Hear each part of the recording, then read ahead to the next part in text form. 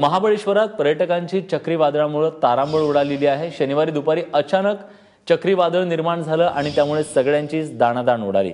राहुल तपासे आपले प्रतिनिधी आहेत आपल्यासोबत आहेत। राहुल, नेमकी काय परिस्थिती निर्माण झाली आणि आत्ताची परिस्थिती काय आहे?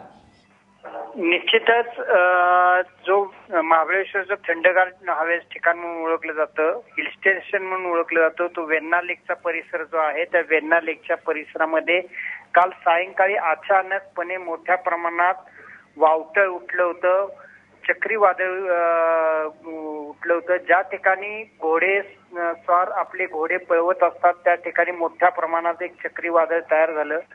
ते चक्रीवादळ हे कधीही कुणीही पाहिलं नव्हतं अशा पद्धतीचं ते चक्रीवादळ होतं। आकाशात दूरपर्यंत त्याचा केंद्रबिंदू दिसत होता।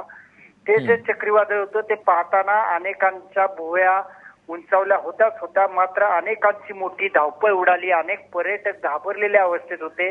अनेकांनी गाडीत बसून तो नजारा पाहण्याचा आनंद घेतला, मात्र मनामध्ये छातीचा थरकाप उडवणारा तो एक चक्रीवादळ होतं। या चक्रीवादळामुळे इथले जे स्टॉलधारक आहेत छोटे छोटे त्यांना मोठ्या प्रमाणात फटका बसल्याचं दिसून आलं।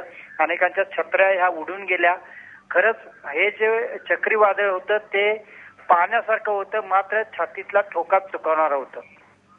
नक्कीच, खरं तर अमेरिकेत आणि युरोपीय देशांमध्ये अशा प्रकारचं चक्रीवादळ मोठ्या प्रमाणात आपल्याला पाहायला मिळतं, पण पहिल्यांदाच या ठिकाणी देखील हे चक्रीवादळ आलं। ते दृश्य देखील कैद झालेले आहेत मोबाईलमध्ये आणि पण यामुळे तिथले जे नागरिक आहेत त्यांचं नुकसान झालेलं आहे। धन्यवाद तुम्ही दिलेल्या सगळ्या सविस्तर माहितीबद्दल। खुद से हो रहा है।